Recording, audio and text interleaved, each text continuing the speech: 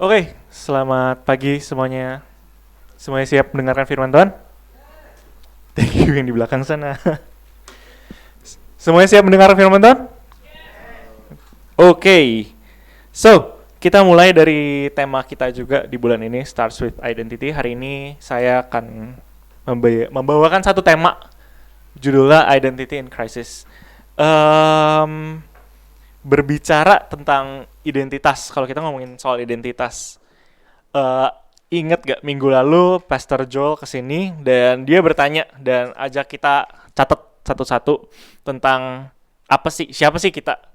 Kemarin gue ngintip punya Leo sama Felix, dia bilang, oh saya adalah dokter gitu, saya adalah seorang drummer gitu. Felix bilang, gue lupa kalau nggak salah Felix bilang ada budak korporat atau itu gue lupa. Tapi ya salah satunya we define ourselves by salah satunya our pekerjaan kita, bisa juga rutinitas kita. Felix bilang dia adalah seorang drummer, orangnya nggak di sini jadi gue gibahin dia. Rutinitas kita, pelayanan kita, seorang drummer. Bella mungkin bisa bilang dia adalah seorang dancer gitu.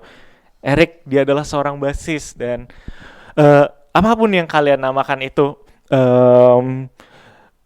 itu adalah identitas kita dari pelayanan kita dan bahkan dari observasi kita tentang diri kita sendiri. Saya adalah orang yang saya bisa mendefinisikan diri saya sendiri sebagai orang yang clumsy. Kenapa?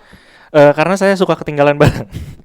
Bahkan saya pernah ketinggalan dompet di kantor saya di Cakung, terus saya harus balik lagi dari waktu itu dari Puri ke Cakung cuma ngambil dompet.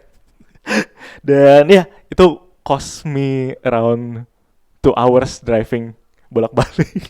Baru jam 9 malam jalan dari Puri sampai sana jam 10 malam, balik lagi sampai rumah jam 11 malam. Makanya saya bisa mendefinisikan saya sebagai orang yang clumsy. Dan mungkin ada satu hal yang mungkin kita sering lupa saat kita mau mendefinisikan siapa diri kita. Kita lupa bilang bahwa, kita lupa catat bahwa apa yang Tuhan bicara tentang diri kita itu matters. Apa yang kata Tuhan tentang diri kita. Tuhan bilang kita berharga di matanya. Tuhan bilang kita anaknya yang terkasih. Tuhan bilang kita adalah perwakilannya di dunia. It matters. Gak cuman apa yang kita bicarakan dalam diri kita. Seburuk-buruknya dan sebagus-bagusnya kalian pendefine diri kita, itu mungkin akan berubah. Tapi one thing stays true adalah apa yang Tuhan katakan tentang diri kamu. So, kenapa identity matters? Kenapa dari kemarin kita bahas soal identity? Karena strong identity helps you when you going through adversities while pursuing your calling. Saya percaya ada hubungannya identity dengan callingnya kalian. Callingnya kalian mungkin di sini ada yang Leo jadi dokter, ada yang jadi marketing di sebuah perusahaan, ada yang jadi Steve jadi dokter gigi. Iya kan Steve? Udah lulus kan? Iya kan? Lu mau lanjut kan jadi dokter gigi kan? Ada yang jadi dokter gigi, ada yang jadi apapun itu yang kalian define yourself, ada calling yang Tuhan kasih dalam hati kalian. Dan itu untuk mencapai callingnya butuh identity yang kuat, karena kalian akan menemukan adversities atau kesusahan saat kalian pursue itu semua. Kalian gue cukup yakin rasanya nggak gampang kan untuk lu lulus jadi dokter. Nggak gampang kan untuk kalian yang jadi pekerja kantoran untuk mencapai posisi kalian sekarang di sini. Gue percaya ada kesusahan yang kalian temui. Dan makanya itu perlu strong identity. Dan hari ini makanya gue pengen membahas dari salah satu tokoh di Alkitab yang gue saat baca ini bener-bener cukup relate dengan apa yang dia lakukan selama di Alkitab. Ini salah satu tokoh terkenal murid Yesus, yaitu Petrus. Dan kenapa gue akan membahas Petrus? Karena Tuhan, waktu dia dipanggil oleh Tuhan, dia kan lagi mancing kan. Terus Tuhan bilang, oh kamu adalah penjala manusia, dan dia ikut. Terus seiring dengan berjalannya waktu, Tuhan ada mengganti namanya dia. Dari sebelumnya namanya bukan Petrus atau Kefas, sebelumnya namanya Simon doang. Tapi di sini Mungkin kita biar ice breaking dikit, gue punya pertanyaan. Kita ada tebak gambar. Petrus dipanggilnya apa? Ada yang bisa jawab? Kita tebak gambar ya. Kita tebak apa? Batu karang. Kenapa batu karang? Ya ini batu, ini Dita Karang, salah satu personel secret number. Thank you semuanya. Thank you udah ketawa. Ice breaking sedikit.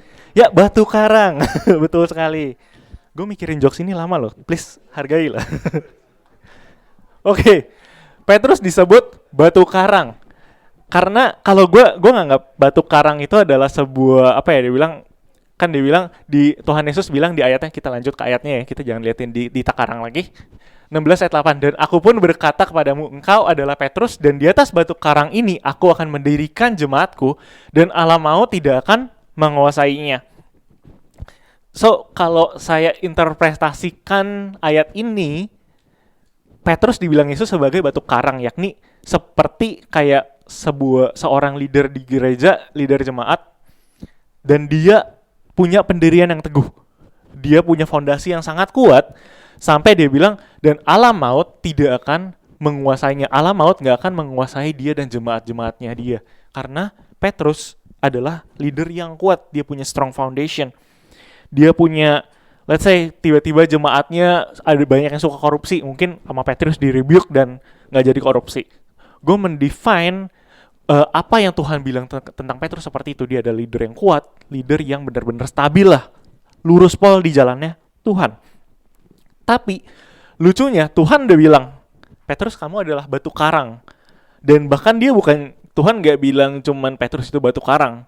Dia define, dia ada spesifiknya, dia bilang, aku akan mendirikan jemaatku dan alam maut tidak akan menguasainya. Mungkin kalau Tuhan cuman bilang ke Petrus, kamu adalah batu karang, Petrus bingung mungkin.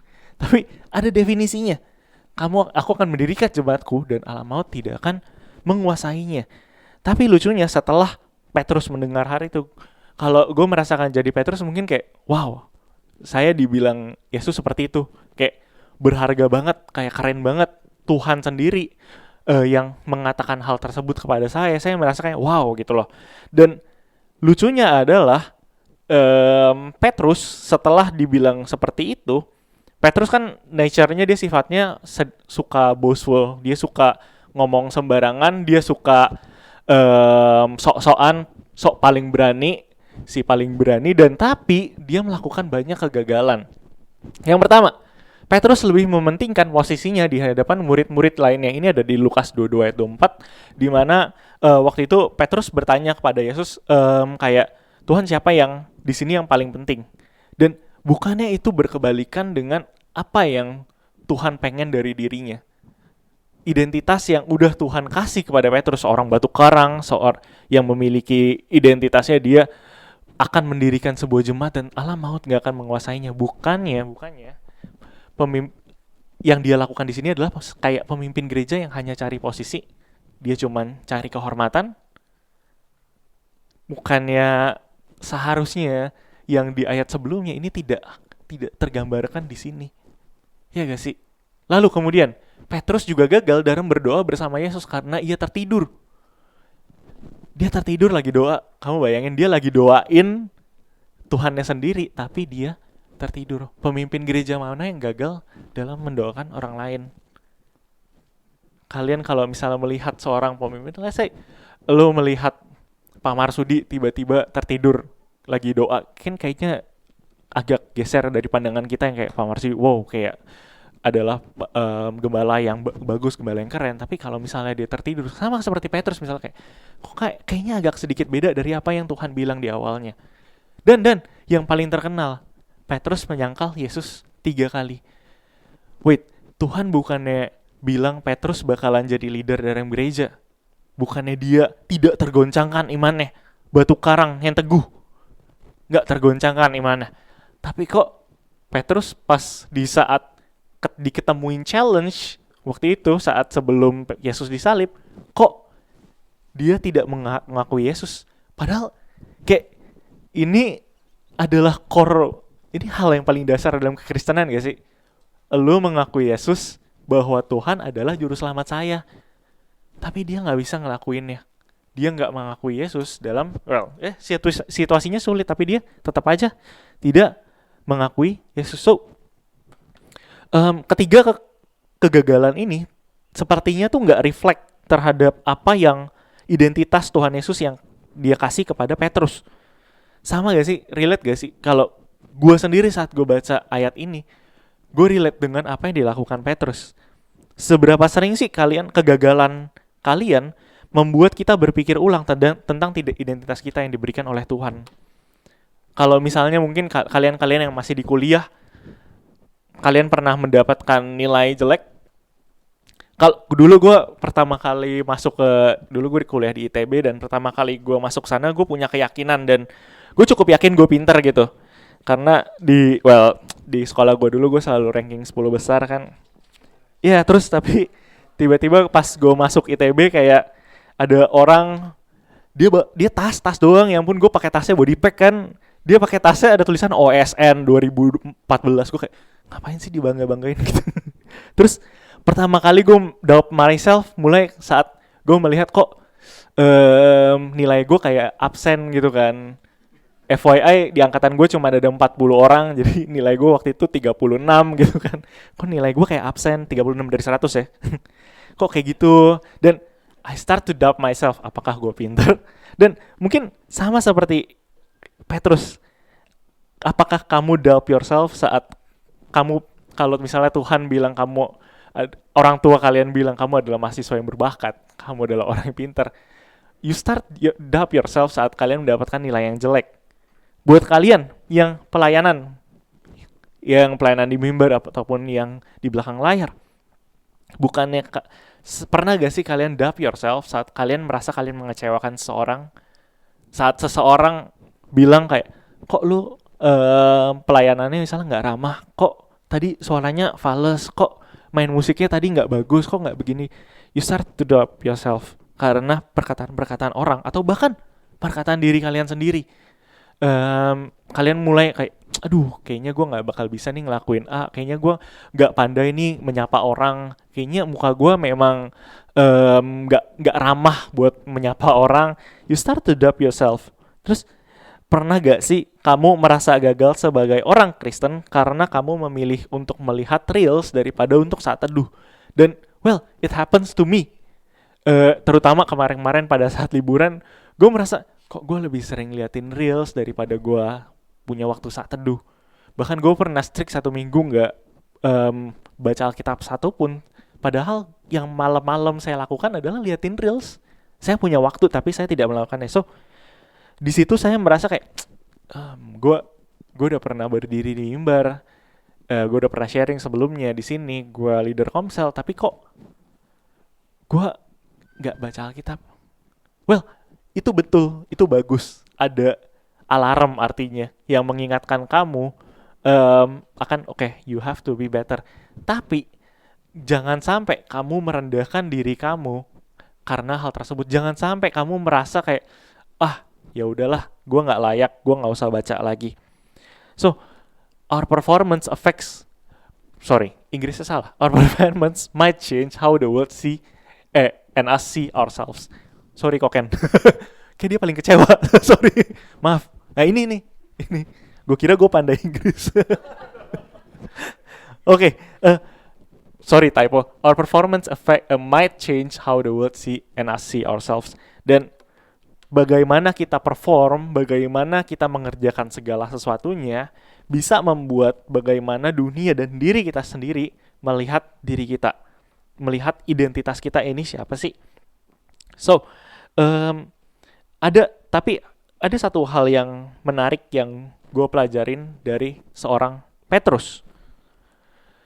Dia bilang Petrus dulu adalah orang yang sangat boastful.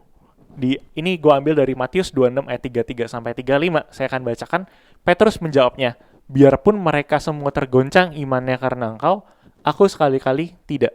Yesus berkata kepadanya, aku berkata kepadamu, sesungguhnya malam ini sebelum ayam berkokok engkau telah menyangkal aku 3 kali. Udah di-warn sama Tuhan Yesus. Tapi di ayat 35, kata Petrus kepadanya, sekalipun aku harus mati bersama-sama dengan engkau, aku takkan menyangkal engkau. Semua murid yang lain pun berkata demikian juga. So, Petrus adalah orang yang cukup boastful. Dia cukup ceplas-ceplos dan dia pede terhadap dirinya, tapi kalian tahu apa yang terjadi kemudian. Di ayat 26 ayat 74, maka mulailah Petrus mengutuk dan bersumpah, aku tidak kenal orang itu. Ini terjadi di saat sebelum Tuhan Yesus disalib. Dan pada saat itu berkokoklah ayam. Cerita dia udah menyangkal Yesus 3 kali. Maka teringatlah Petrus akan apa yang dikatakan Yesus kepadanya. Sebelum ayam berkokok, engkau telah menyangkal aku 3 kali. Lalu ia pergi keluar dan menangis dengan sedihnya. So, apa yang dikatakan Petrus sebelumnya itu menjadi seperti omong kosong. Sama gak sih kayak kejadian-kejadian yang sering kita alami? Kayak kalau tadi saya udah memberikan kalian contoh. Saat kalian pikir kalian adalah orang yang pintar, saat kalian pikir kalian adalah orang yang ramah, saat kalian pikir kalian adalah orang yang berbakat di suatu bidang, tapi saat dihadapi oleh fakta, ternyata kalian gagal dalam melakukannya, kalian felt in remorse. Petrus lalu ia pergi keluar dan menangis dengan sedihnya, knowing dia udah gagal dalam membela Yesus. Kalian bayangin betapa sedihnya seorang Petrus saat itu. Saat dia nyadar, benar juga saya telah menyangkal Yesus. Apa yang selama ini dia pikir, dia bangga-banggakan atas dirinya. Petrus adalah seorang yang paling berani, yang selalu mau membela Yesus paling pertama. Dia ada yang selalu speak up buat Tuhan Yesus paling pertama. Kalian kalau baca dari kitab Injil, semuanya Petrus adalah salah satu tokoh yang paling dominan di dalam ke-12 murid Yesus. Dan saat dihadapi dengan challenge seperti ini, dia gagal. Dan dia sungguh menyesal. Dan mungkin gue bisa kebayang apa yang dirasakan Petrus. Mungkin dia berkata dalam hatinya kayak, apakah saya masih murid yang dikasih Yesus? Apakah Tuhan Yesus masih menganggap gue sebagai batu karang yang teguh? Mungkin hal itu terjadi di pikiran dia. Dia mulai berpikir, meragukan dirinya sendiri. Dan when in guilt, ini semua yang Tuhan Yesus, yang dia udah lakukan. Petrus yang selalu vokal di grup. Petrus yang bahkan, kalau kalian ingat, ada cerita di mana Tuhan Yesus mengajak 3 orang murid untuk saat dia mau naik ke atas gunung untuk bertemu dengan Musa dan Elia, kalau nggak salah. Dan dia adalah salah satu murid yang diajak. Dan Petrus diajak doa malam. Tapi itu semua nothing saat guilt-nya melanda. Petrus dipenuhi dengan rasa bersalah sehingga semuanya ini nothing buat dia. Saat kita ada di guilt, yang biasa kita lakukan adalah self-loathing. Mungkin pernah gak kalian yang membenci diri kalian sendiri, yang mengutuki kalian sendiri karena kalian melakukan satu hal yang bodoh banget, satu hal yang bikin orang-orang kecewa terhadap kalian? Pernah gak sih kalian melakukan suatu hal yang kalian sangat you wish you didn't do that. Kalian harap kalian gak ngelakuin itu kemarin, sehingga kalian sekarang sangat membenci diri kalian. Pernah gak sih kalian justru bukan self-loathing, kebalikannya, kalian self-justifying? Kalau self-justifying, mungkin kalau misalnya Petrus dulu self-justifying, mungkin dia dalam pikirannya bilang kayak, ya udahlah, kan emang waktu itu kan situasinya susah. Tapi sebenarnya gue enggak kok, gue menganggap Tuhan Yesus sebagai juru selamat. Kita pernah gak sih saat kita dalam perasaan kita bersalah, kita mulai membenarkan apa yang kita lakukan, padahal sebenarnya itu salah. So, 2 ekstrim ini, self-loathing, di mana kalian sangat merendahkan diri kalian, dan self-justifying saat kalian cincailah, ya udahlah, nggak apa-apa ya, salah dikit doang. Toh saya juga sebelum-sebelumnya nggak pernah melakukan kesalahan tersebut. So, 2 hal ini yang gue rasa nggak tepat untuk dilakukan saat kita merasa ada guilt, yang dimana kita sangat guilt tersebut sangat merusak identitas kita. Salah satu yang saya suka dari seorang Petrus adalah saat dia menemui guilt tersebut, saat dia menghadapi rasa kebencian tersebut, yang dia lakukan adalah dia datang kepada Yesus. Yang dia lakukan adalah dia datang kepada Yesus. Dan kita ada baca di ayatnya, Di Yohanes 21 ayat 7. Maka murid yang dikasihi Yesus itu berkata kepada Petrus, "Itu Tuhan." Yohanes bilang, "Itu Tuhan." Dia lagi mancing ceritanya, dan ketika Petrus mendengar bahwa itu adalah Tuhan, maka ia mengenakan pakaiannya sebab ia tidak berpakaian lalu terjun ke dalam danau. Dan di sini apa yang Petrus lakukan bukannya pas ngelihat Tuhan dia sembunyi, enggak, tapi apa yang dia lakukan, dia buru-buru mau ketemu Tuhan. Nextnya juga saat ini ceritanya juga setelah Tuhan Yesus bangkit, dan di Lukas 24 ayat 12 dia bilang, "Sungguh pun demikian Petrus bangun lalu cepat-cepat pergi ke kubur itu. Ketika ia menjenguk ke dalam, ia melihat hanya kain kafan saja, lalu ia pergi dan ia bertanya dalam hatinya apa yang kiranya telah terjadi." So, dari dua ayat ini saya simpulkan bahwa Petrus mau banget untuk ketemu Yesus. Untuk simply ketemu Tuhan Yesus aja. Petrus mau untuk berjumpa dengan sosok Yesus itu lagi. So, menurut saya ini adalah tindakan yang sangat tepat dari seorang Petrus. Saat kalian merasa guilt, rasa bersalah tersebut melanda diri kalian, saat kalian merasa kalian tidak berharga, saat kalian merasa dunia sudah berakhir karena kalian melakukan satu kesalahan yang sangat fatal, come to Jesus. Come to Jesus. Karena karena apa yang dilakukan Tuhan Yesus selanjutnya ini akan membuat kalian sungguh kagum terhadap kasihnya Dia. When in guilt, find Jesus. Kalian akan menemukan restorasi di dalam Yesus. Saat Petrus bertemu dengan Yesus di kelanjutan kisahnya, Petrus tidak berkata-kata. Dia, kalau di Alkitab tuh yang biasanya dulu sebelum Yesus mati, Petrus adalah orang yang cukup vokal. Dia ngomong apapun apa yang ada di dalam isi hatinya. Tapi saat di sini, kalau saya baca dalam Alkitab, setelah resurrection Tuhan bertemu dengan dirinya, Petrus nggak ngomong sama sekali. Petrus diem aja. Tapi hal menarik yang gue temukan di cerita Petrus di sini adalah Petrus sudah datang, ya udah. Tapi yang menarik adalah Tuhan Yesus datangin dirinya dan dia ngobrol personal sama sama Petrus. Dia bilang di Yohanes 15, sesudah sarapan Yesus berkata kepada Simon Petrus, "Simon anak Yohanes, apakah engkau mengasihi aku lebih daripada mereka ini?" Jawab Petrus kepadanya, "Benar Tuhan, engkau tahu bahwa aku mengasihi engkau." Kata Yesus kepadanya, "Gembalakan domba-dombaku." Ayat 15, "Simon anak Yohanes, apakah engkau mengasihi aku lebih daripada mereka ini?" Mereka ini refer pada murid-murid Tuhan Yesus yang lain. Petrus dulu sering bilang bahwa kalaupun kamu mati, Tuhan Yesus mati, aku bakal ikut.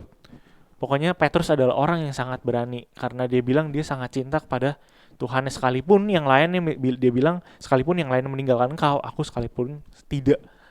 Makanya Tuhan Yesus meneguhkan lagi, "Simon anak Yohanes, apakah engkau mengasihi aku lebih daripada mereka ini?"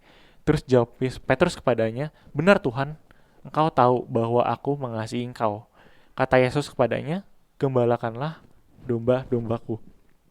Dan hal ini dilakukan oleh Petrus, ditanyakan oleh Yesus 3 kali. Kata Yesus pula kepadanya untuk kedua kalinya, "Simon anak Yohanes, apakah engkau mengasihi aku?"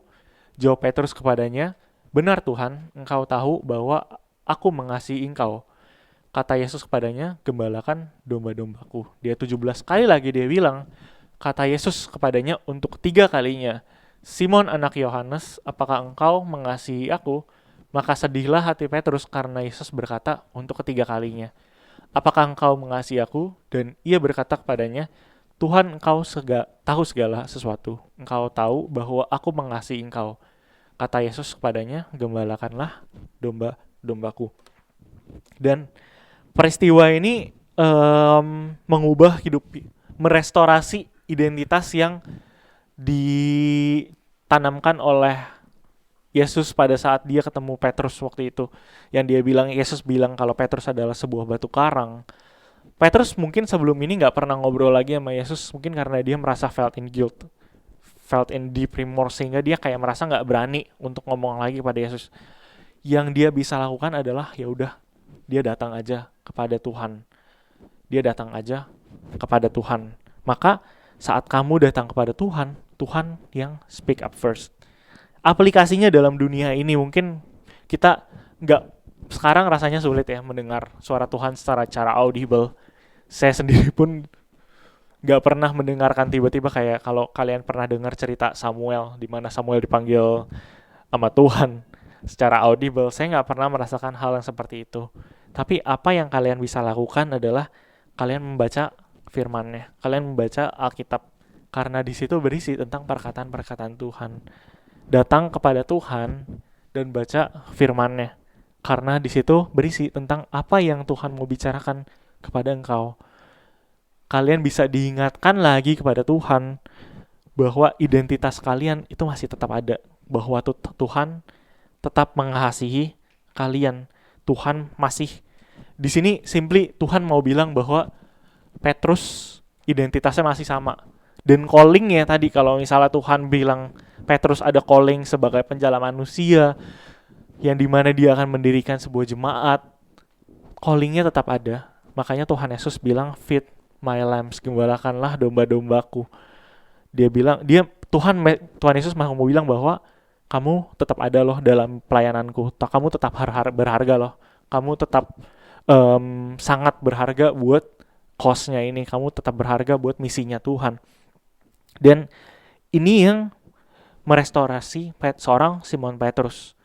Kalau dilihat di ayat selanjutnya, Petrus setelah dia direstorasi oleh Tuhan identitasnya, mungkin yang sebelumnya dia cuman, kalau saya bisa bilang kayak empty confidence, empty boldness, dia cuman ngomong doang, tapi tiba-tiba di saat ada kejadian yang sebenarnya di mana dia seharusnya nunjukin bold and confidence, dia nggak melakukannya. Tapi di sini dia menjadi punya boldness and confidence yang sebenarnya. Di ayat Yohanes 21 ayat 18, saya lanjutkan. Ini Tuhan Yesus ngomong lagi kepada Petrus. Aku berkata kepadamu, sesungguhnya ketika engkau masih muda, engkau mengikat pinggangmu sendiri, dan engkau berjalan kemana saja kau kehendaki. Tetapi jika engkau sudah menjadi tua, engkau akan mengulurkan tanganmu dan orang lain akan mengikat engkau dan membawa engkau ke tempat yang tidak kau kehendaki. Dan hal ini dikatakannya untuk menyatakan bagaimana Petrus akan mati dan memuliakan Allah. Sesudah mengatakan demikian, ia berkata kepada Petrus, ikutlah aku. Ayat ini menurut gue memiliki signifikasi yang sangat tinggi dari perbedaan Petrus sebelum dan sesudah dia direstorasi oleh Tuhan. Ini Tuhan Yesus lagi kasih tahu cara Petrus mati. Dia bilang, engkau akan mengulurkan tanganmu dan orang lain akan mengikat engkau dan membawa engkau ke tempat yang tidak engkau kehendaki. Kalau kalian tahu, Petrus matinya sebagai seorang martir, dia disalibkan sama seperti Yesus tapi terbalik. Dan makanya dia bilang, engkau akan mengulurkan tanganmu dan orang lain akan mengikat engkau dan membawa engkau ke tempat yang tidak engkau kehendaki. Tuhan Yesus dengan pedenya ngomong seperti ini ke seorang Simon Petrus. Knowing, padahal Tuhan Yesus tahu sebelumnya Petrus udah dengan sifat sok pemberani itu dia bilang bahwa dia menyangkal Yesus. Tuhan Yesus masih pikir Petrus adalah orang yang pemberani, yang mau mati untuk Tuhan. Tuhan Yesus masih percaya terhadap dirinya seorang Simon Petrus, bahwa dia punya boldness dan confidence, bahwa dia adalah batu karang yang teguh. Dan apa yang dilakukan Petrus, dia tetap mengikut Tuhan, meskipun setelah mendengar bagaimana cara dia mati. Kalau misalnya Tuhan dalam doa kalian, Tuhan kasih tahu kalian bagaimana cara kalian meninggal, dan mungkin gak enak meninggal. Gue gak bisa bayangin mungkin seperti Petrus disalib seperti ini, atau bagaimana itu pun yang kalian pikir itu cara meninggal yang sangat buruk. Dan Tuhan Yesus show it to you. Kalau kamu ikut aku, ini kayak gini loh. kamu bakal mati kayak gini loh, masa depanmu kayak gini loh. Kalian masih mau ikut Yesus gak? Di sini Petrus bilang bahwa dia tetap mau ikut Yesus.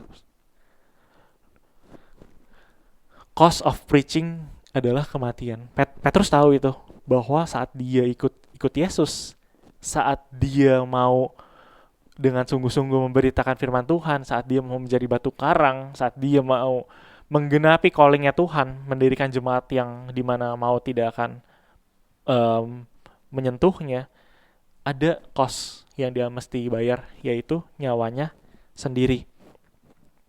Tapi makanya hal yang menarik di sini yang dimana Petrus dulunya adalah seorang yang coward, dia cuman omdo, empty confidence, empty boldness. Tapi apa yang dilakukan Petrus setelahnya? Di Kisah Rasul 4 ayat 18. Dan setelah keduanya disuruh masuk, mereka diperintahkan supaya sama sekali jangan berbicara atau mengajar lagi dalam nama Yesus. Tetapi Petrus dan Yohanes menjawab mereka, silakan kamu putuskan sendiri manakah yang benar di hadapan Allah, taat kepada kamu atau taat kepada Allah. Background story-nya di sini adalah setelah hari Pentakosta, Petrus banyak melakukan preaching. Pertama dia preach dan 3.000 di Yerusalem, yang dimana adalah pusat ahli Taurat. Dia preach dan 3.000 orang bertobat. Dan ini dia lagi saat dia setelah preach di Serambi Salomo, dan ada ahli Taurat dan Sanhedrin ngajak untuk mensidangkan si Simon Petrus dan Yohanes. Dan apa yang mereka katakan di sini seperti nantangin mereka. Mereka kayak simply bilang kayak, it is impossible buat saya untuk berhenti memberitakan apa yang setelah saya dengar dan saya lihat. Makanya dia bilang, silahkan kamu putuskan sendiri manakah yang benar di hadapan Allah, taat kepada kamu atau taat kepada Allah. Petrus dan Yohanes di hadapan mahkamah ini tahu betul apa resiko yang akan dia hadapi.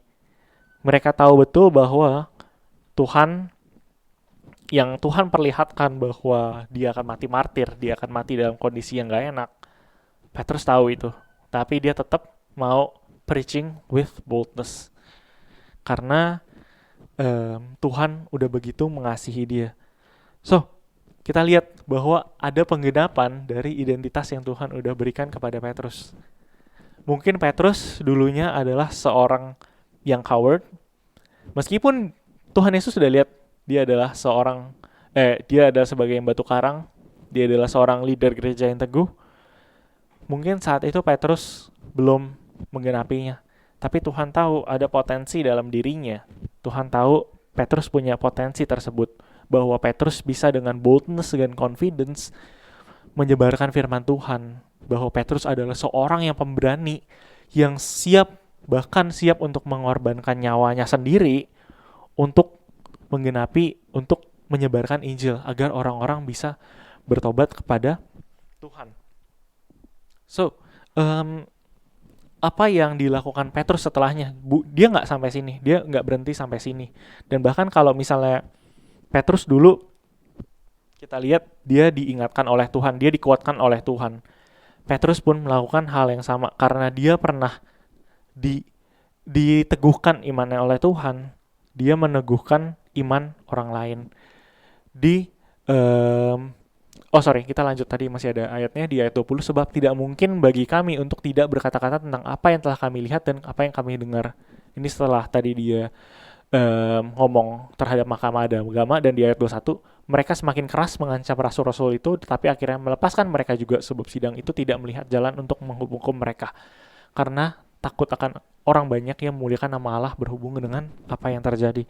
So, sampai di sini setelah dari peristiwa ini Petrus dan Yohanes balik ke jemaat dan dia berdoa untuk agar Tuhan memberikan mereka more confidence dan more boldness. Dan apa yang terjadi setelahnya adalah di 1 Petrus 2 ayat 9. Ini yang tadi di mana Petrus yang dulunya mungkin dia dikuatkan oleh Yesus dan dia belajar, dan sekarang dia meneguhkan orang lain di 1 Petrus 2 ayat 9. Tetapi kamulah bangsa yang terpilih, imamat yang rajani, bangsa yang kudus, umat kemuliaan Allah sendiri, supaya kamu memberitakan perbuatan-perbuatan yang besar dari Dia yang telah memanggil kamu keluar dari kegelapan kepada terangnya yang ajaib. Ini Petrus menguatkan orang lain. Tujuan surat Petrus di sini adalah untuk jemaat-jemaat di luar Israel yang dimana dia mengalami tekanan dari bangsa Roma. Dia bilang, dia meneguhkan identitas jemaat-jemaat tersebut. Dia bilang, kamulah bangsa yang terpilih, imamat yang rajani, bangsa yang kudus, umat kepunyaan Allah sendiri, supaya kamu memberitakan perbuatan-perbuatan yang besar dari Dia yang telah memanggil kamu keluar dari kegelapan kepada terangnya yang ajaib. It's like Petrus ngomong ke jemaat-jemaat di sana, kamu tuh berharga loh di hadapan Tuhan. Kamu tuh adalah bangsa yang kudus. Kamu tuh udah dipilih sama Tuhan. So don't discourage yourself. Petrus menguatkan iman dari jemaat-jemaat yang lain agar mereka diteguhkan. So tergenapi gak sih apa yang Tuhan bilang kepada Petrus? Kalau misalnya dulu Petrus mungkin dulu gak melihat dirinya sebagai batu karang, atau mungkin Petrus menganggap batu karang, oh artinya saya saat Tuhan Yesus lagi misal diancam, saya bela, pokoknya saya bela hanya dengan omongan.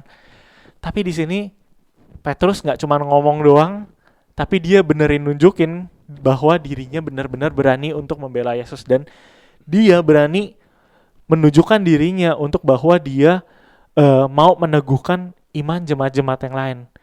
So tergenapi gak sih bahwa dia bilang dan jemaatnya tadi yang di ayat awal-awal,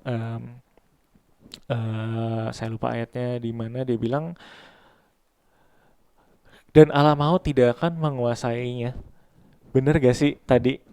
Sama gak sih, selaras gak sih bahwa Allah maut gak akan menguasainya simply karena Petrus mau jagain, kamu jangan gitu loh, kamu jangan self-loathing, kamu jangan terlalu tertekan sama tekanan orang Romawi, kamu jangan terlalu immerse yourself dalam tekanan, kamu jangan mengasihani dirimu sendiri karena tekanan bangsa Romawi. Tapi kamu harus tetap semangat memberitakan Injil, karena tadi yang dibilang kamu adalah bangsa yang kudus, imamat yang rajani. So boldness and confidence. Gue pengen tutup dengan ayat ini. Mungkin tim PW boleh maju. Gue pengen tutup dengan ayat ini. Ini adalah terjemahan dari The Passion Translation dari apa yang Tuhan Yesus bilang kepada Petrus sebelumnya. Di terjemahan lain dibilang, Simon son of Jonah, do you burn with love for me? Do you burn with love for me? Hal yang menarik yang saya temukan dalam cerita Petrus saat dikunjungi oleh Tuhan Yesus setelah kebangkitan Yesus adalah bukan actually Petrus cuman datang kepada Yesus saat dia melihat Yesus. Tapi kalian tahu yang pertama kali mendatangi Petrus adalah Tuhan Yesus itu sendiri. Tuhan Yesus sendiri yang hadir di occasion di mana dia bisa menemui Petrus. Bukan Petrus yang mencari diri Tuhan dulu, tapi diri Tuhan yang mencari seorang Petrus terlebih dahulu.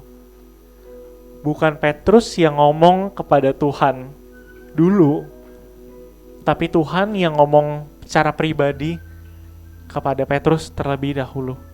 Dia bilang, Simon son of Jonah, do you burn with love for me? Kita tahu bahwa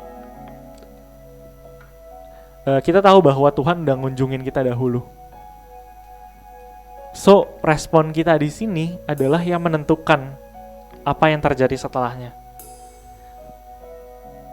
Kita mau melihat, kalau tadi ada quotes yang typo. Dia bilang,